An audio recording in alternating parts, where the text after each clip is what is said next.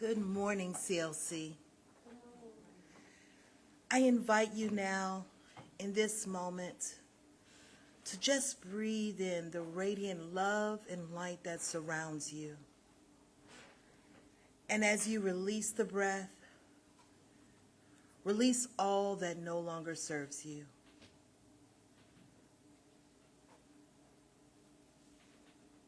If you feel so inclined, go ahead and take another nice, deep, cleansing breath in, breathing in all the love and light that life has for you.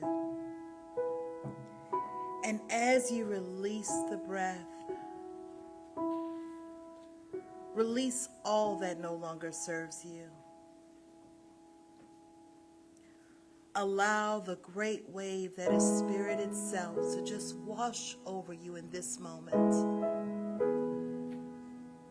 cleansing you, refreshing you, revitalizing you.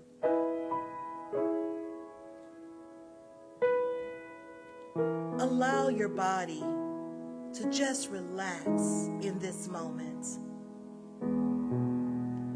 and allow your mind to be here, now.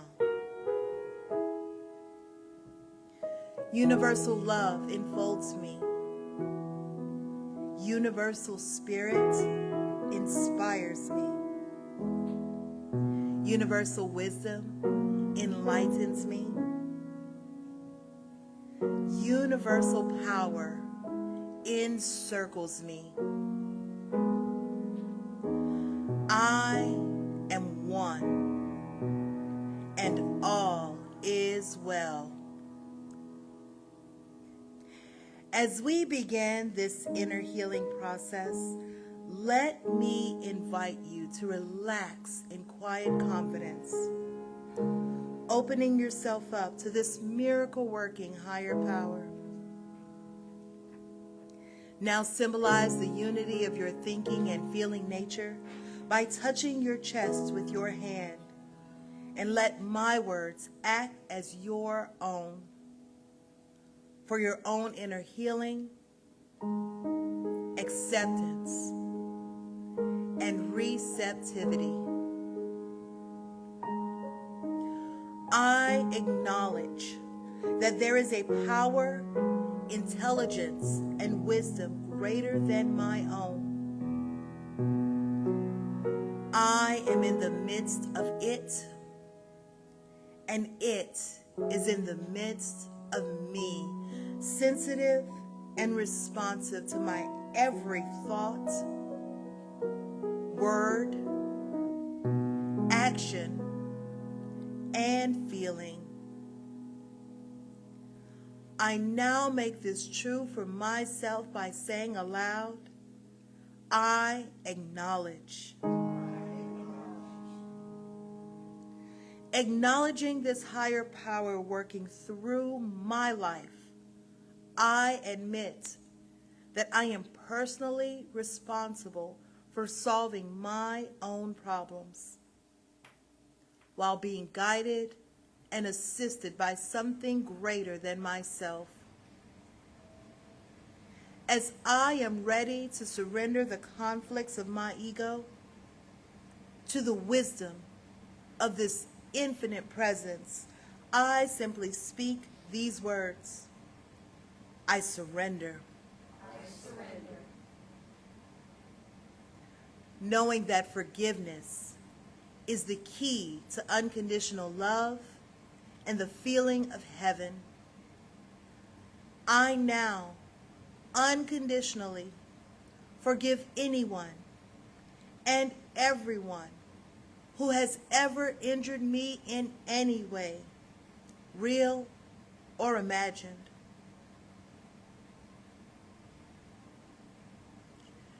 And I now forgive myself for all of my mistaken judgments and their resulting actions. From my deepest level of understanding, I now say, I forgive. realizing that I continually experience the effects of my own thinking, I now choose to allow this higher power to recreate me deeply, filling my mind with thoughts that are only positive, constructive, loving, and beautiful.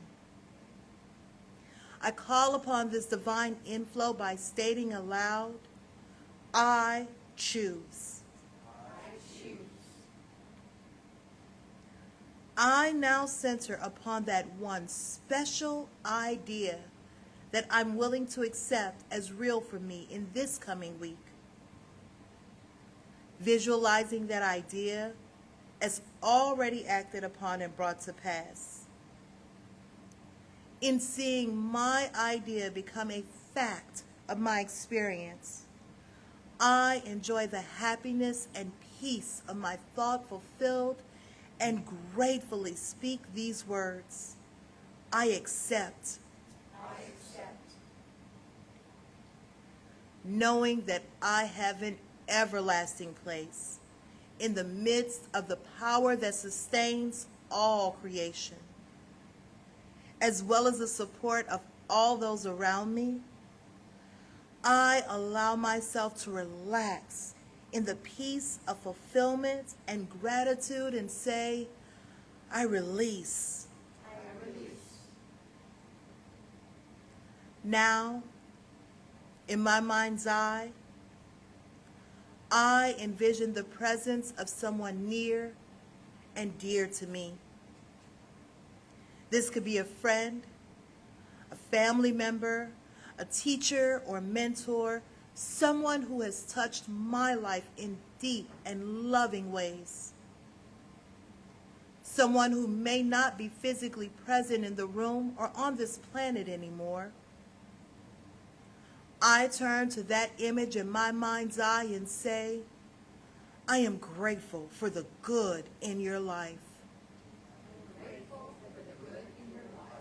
Now I open my eyes, turn to the world around me, and joyfully speak to anyone physically present in the room or virtually on this broadcast, and share in confidence and gratitude in saying, I'm grateful for the good in your lives.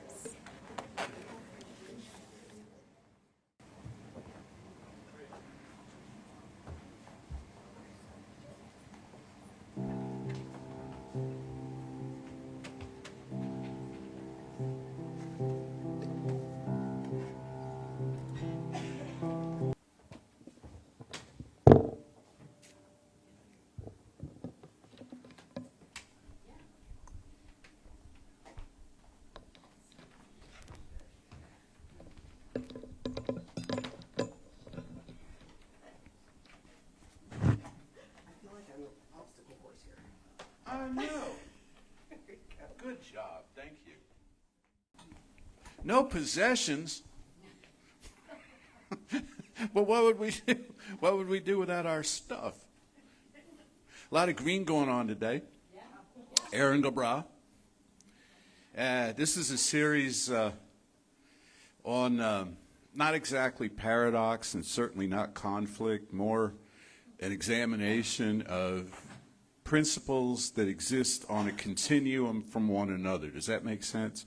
A lot of times we want to go to extremes. We hear in spiritual practice, or we hear in our worldly efforts, you should be all this way. There was a spiritual teacher a while back, an author, did workshops around the country, and his hook was, what you don't need in your life is balance.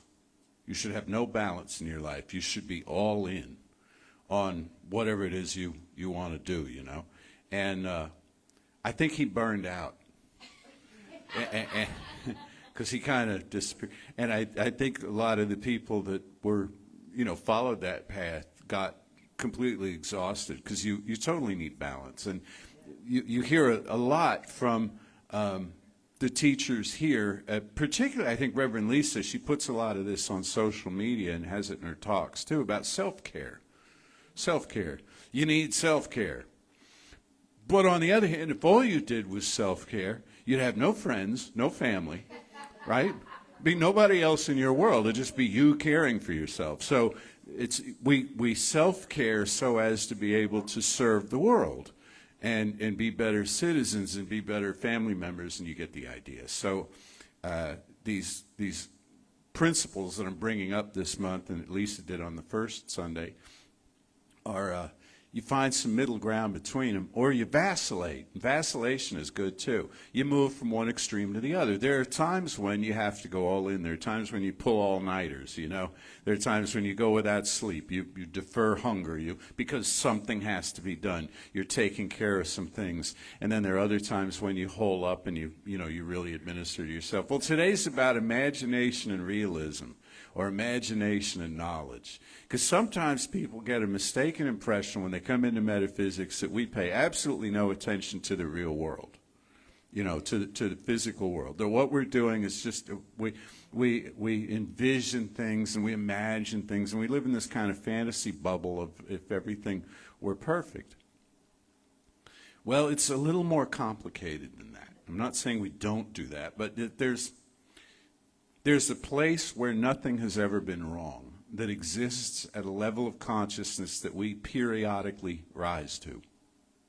But we don't expect to stay there, because we come back into the world where, taxes are due in a month, right? We come into the world where the car needs the oil change. We come into the world, we got to take care of our bodies. We come into the world where we have choices to make. We have decisions to make about how we're going to be governed. We have all of these things up in front of us.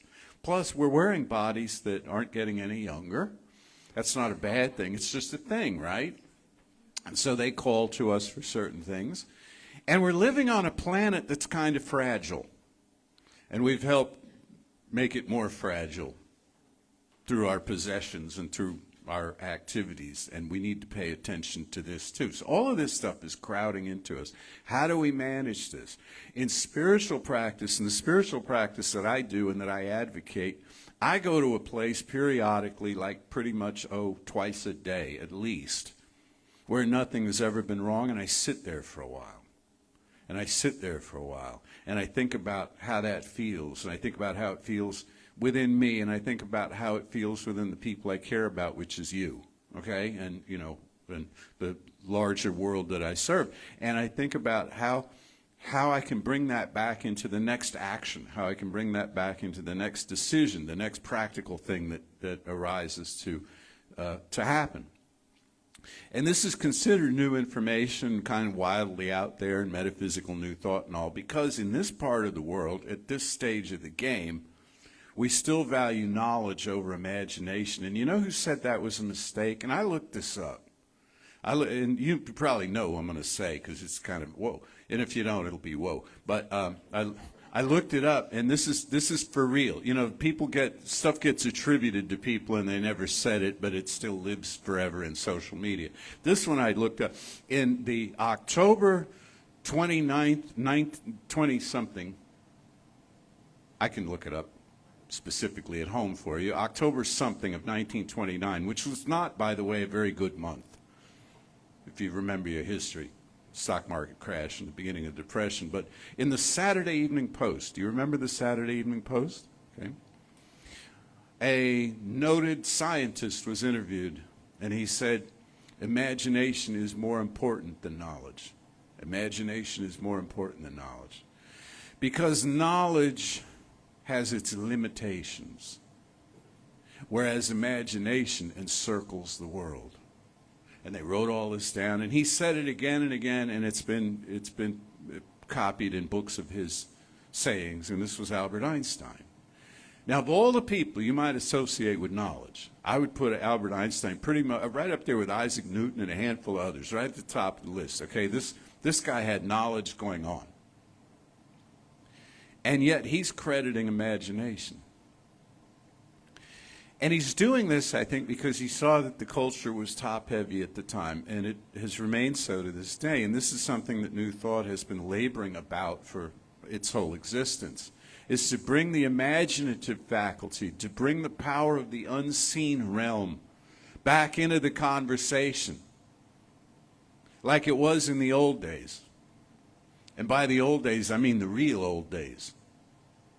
The days of our ancestors. Where if you came to the tribal circle with an imaginative tale to tell, you were valued, you were heard. And this was incorporated into the ongoing conversation of the culture.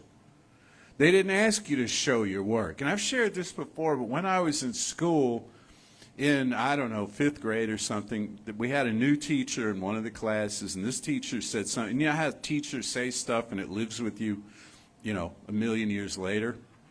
Whether it's true or not, it was like a zinger at the time. And this teacher said, if you can't explain it, you don't know it.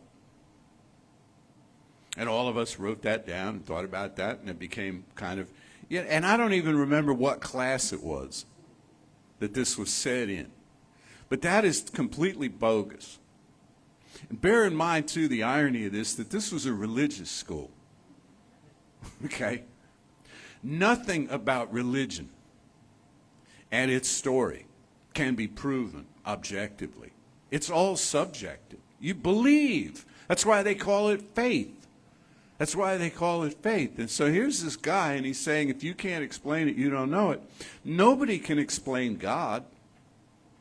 We talk around God. We talk around Jesus Christ. We talk around the Bible. We talk around the Holy Scriptures of the world. We talk around all these things. Everybody has an opinion about them. But your faith is a private thing. You can't show your work.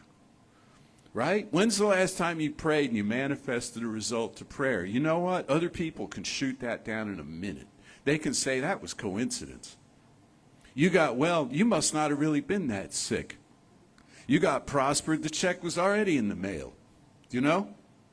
You found love, but there are 8 billion people on the planet. You were bound to run into somebody. So, you know? And we do that to ourselves too. Which is why in some New Thought teachings, of older New Thought teachings, there was a practice where if you were a practitioner of the thing, you were expected to keep a journal with every prayer you said and every demonstration, every answer to prayer, every result that you manifested, so that you could draw the correlation. After a while, you look at that, like not long, but after a while, you look at that and you say, you know, there's a pattern here. When I turn my mind in a certain direction, there's a corresponding result. Okay, so last week I brought up about the unknown, and the unknown is this thing, and we fear it a lot of times, the unknown. And I said how kind of silly that is, and illogical too, because everything that we now love and value and treasure in our lives came out of what was once the unknown. Well, the imagination is the realm of the unknown, see, and it asks your attention, it pulls on your sleeve, it fills your dreams. You've been having big dreams lately? You know who called them big dreams? Carl Jung. Carl Jung talked about big dreams. You know what a big dream is? He meant a sleeping dream, and it's a sleeping dream with a cast of thousands. You know those that go on? They have like 4 or 5 chapters to them, dimensions to them. You're looking at me like I'm crazy, but I know you have these too from time to time. Not everybody has them, and not everybody has them all the time, but I think everybody has them at least once in a while. And it's opening up compartments within the self. It's revealing stuff to you of an imaginative nature that if it came to you in a didactic kind of way, in a teaching sort of a way, it wouldn't register the same way. I mean, consider the insights that you have about yourself that you then act on, that if it came in the form of advice from somebody else, you wouldn't, right? See, all the time other people are telling us, especially when we're young, other people are telling us, well, you ought to do this and not that, you know, and it goes in one ear and out the other. But when it occurs to us, when we see a cause-effect relationship to things spotted ourselves, then we're moved to make changes within ourselves. So imagination presents all kinds of interesting stuff to it. Some of it's brand new, but a lot of it is a recombination of the old. And I've talked about this before, but I think it bears a reminder here that every word that's written Every bit of great writing that you see is a combination of words and letters that already existed. Every bit of beautiful music, and somebody right now is writing the next great hit song. Right this morning, somebody, you know they are, okay? And it's a combination of notes that already exist. They have not had to create music. All they're doing is recombining things in some way, and it comes in at a certain wavelength, and it makes a difference, and people are interested in it. So we're recombining things. In imagination in business is you look at new ways to do things. Sometimes you recapture old ways to do things. And I'm a big fan of the old ways. I don't mean the tired, old, worn-out ways that don't work. I mean the old ways that some generations have forgotten that did work. Because our ancestors, yours and mine, back in the day, had many of them, and we paint them with a broad brush, you know, when we talk about history, but really and truly many of them had a sense of magic. They had a sense of what's called the ubiquitous sacred, that the sacred is everywhere, that it's not just contained in little churches that you go to, you know, one day a week and say a bunch of stuff and then you're good. It's out there in nature. It's out there. It's in the village. It's in the community. And I remember on a day like this, my grandmother, who substantially raised me, she was the matriarch of the family, and I was an only child, and so she was there, and you know, she paid a lot of attention to me. She was around a lot, and she was born in Denmark, and then the family, her father was a dairy farmer, and they moved from Denmark to Ireland when she was about 10. Because they needed dairy farmers in Ireland, and so they went to Scandinavia, and they financially enticed them to move, you know. So she was raised in these two environments, and it gave her an interesting accent and a palette of languages and stuff, because she picked up she knew a little bit of Irish Gaelic, but principally spoke Danish and English. But she believed in what they now call elemental spirits. She believed that when out of the corner of your eye you see a little something, it could be a function of your vision, or it could be the light, or it could be something else. It could be something else. It could be, what, a leprechaun? Leprechauns are largely, I think, American-styled holiday devices. And they're reduced to kind of a singular purpose, which is guarding money. I think it's a lot more complicated than that, how these things really work. But she believed in this stuff. She believed in it not like you cling to a desperate belief against all odds. She believed in it the way you and I might believe there are utility districts or something. Okay? It was just, of course these things are there. And when I knew her, when I first experienced her, we were living in an extremely large city, in an extremely urban environment where you wouldn't think these things. Maybe they were down in Riverside Park, but it made no difference, because they're simply everywhere.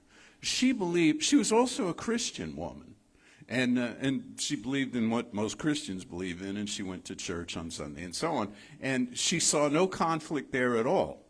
Maybe she didn't say some things she knew to some people that would have caused some eyebrows to go up, but the thing was, it's like if you have angels or you have leprechauns or whatever kind of elemental spirits or things you might feel around you, you got another layer of help.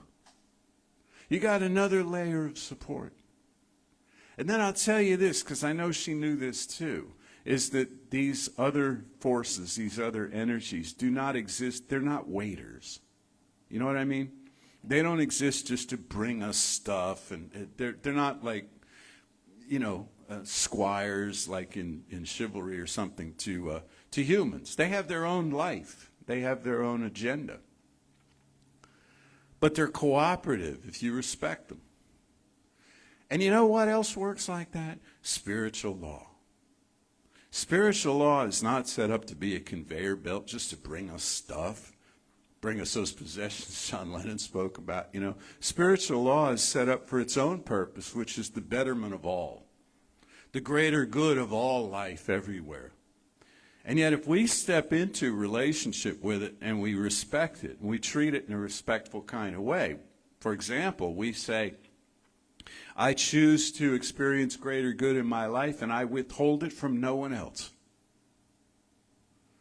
Everyone is entitled to as much good as I can possibly enjoy. That's a respectful use of spiritual law. It will cooperate with us, or as Ernest Holmes put it, it will respond by corresponding.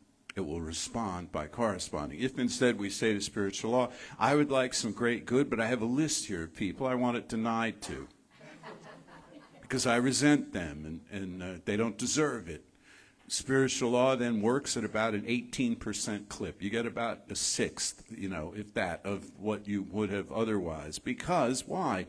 Because that's how much you're denying the rest of the world. You know why? Why is this? You think spiritual law sits back and give you a little calculator, a little shade in its, No.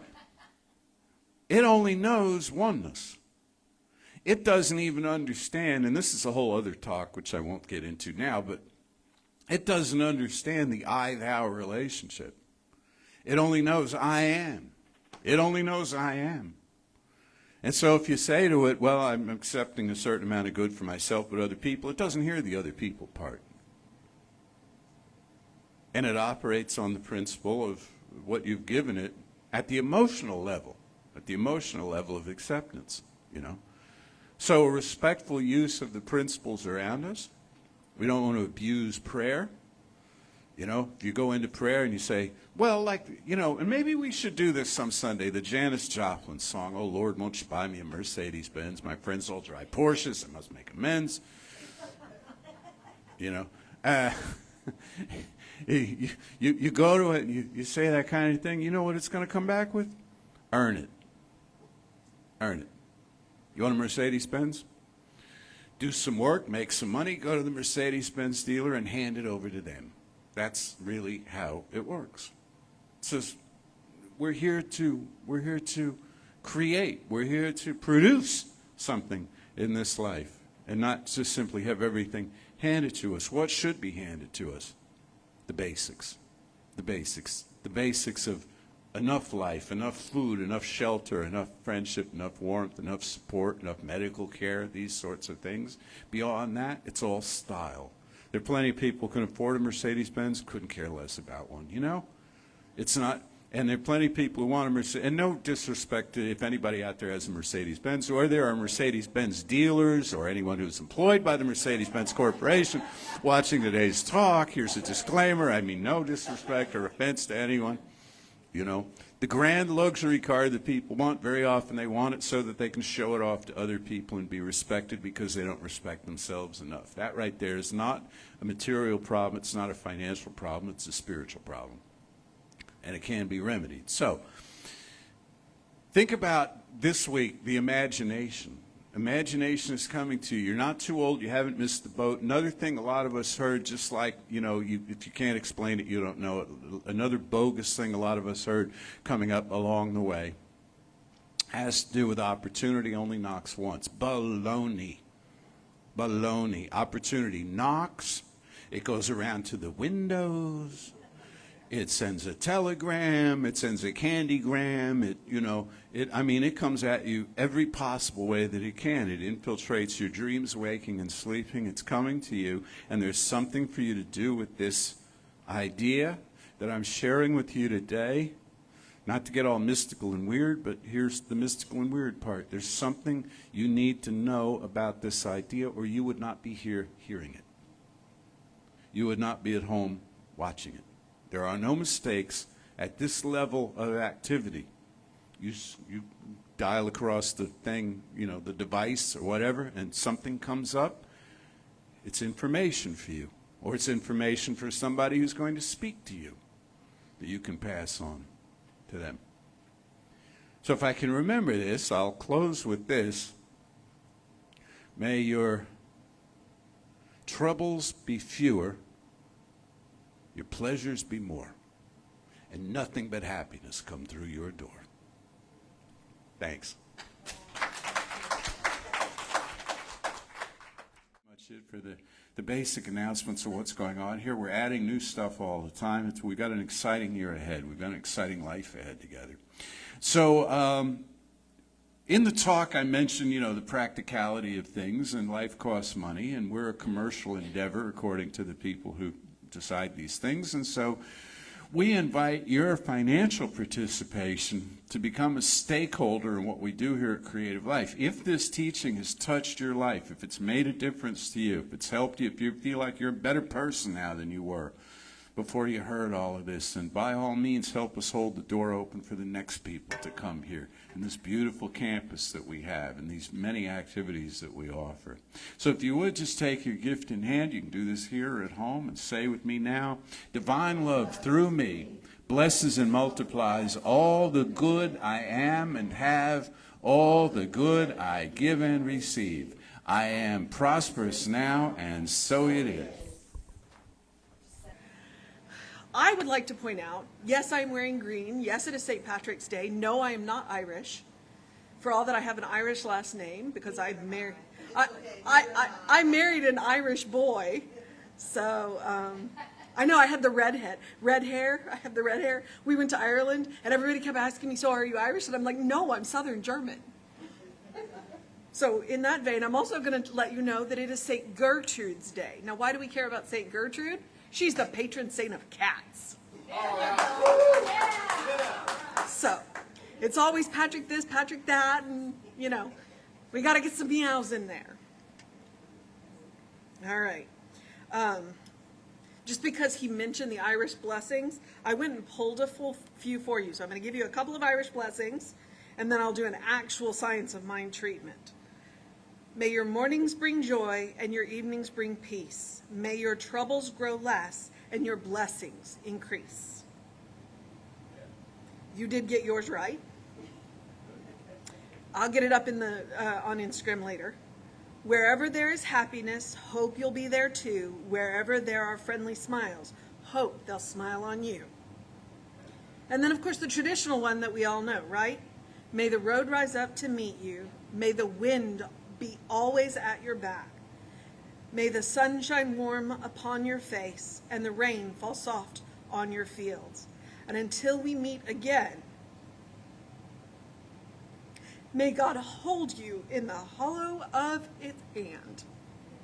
Sorry. I think I have connections to that one that I am unaware of at the moment.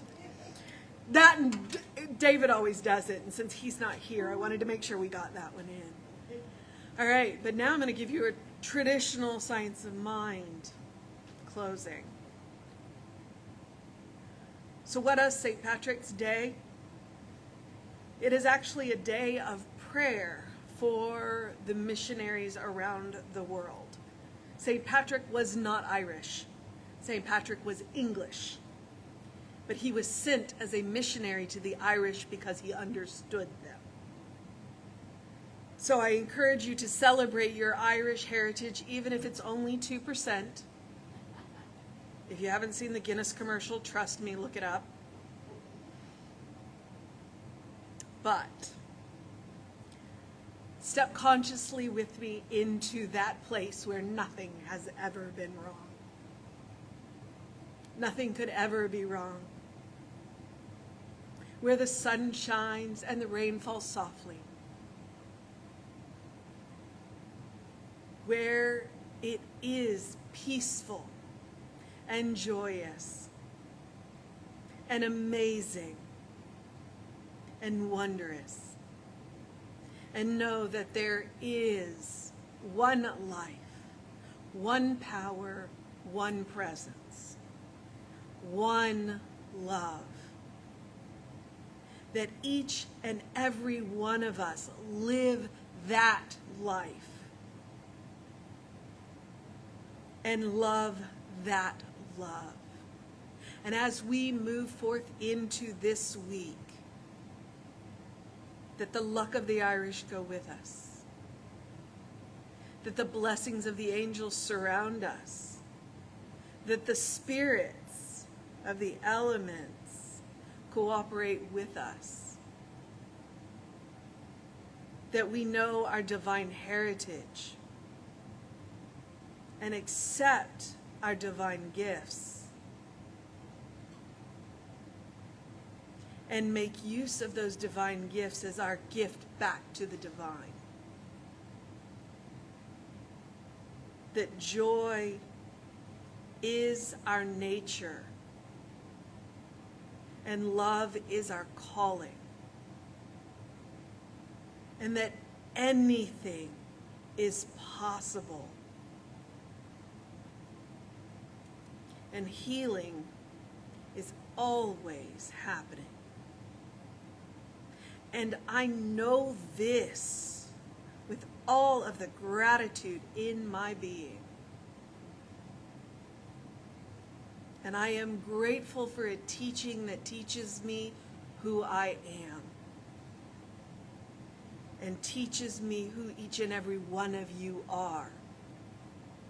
That you are a beloved expression of the divine.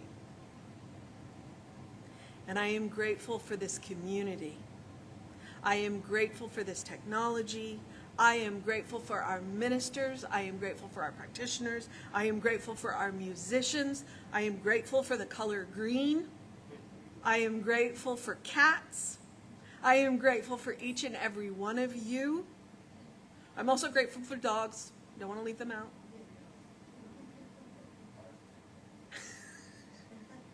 I am grateful for that beloved sense of humor that lightens every load. And I am just grateful for the joy of living. And I relax, releasing my words into law with love, knowing that they are done. And so it is. Say with me now, something wonderful is happening through me.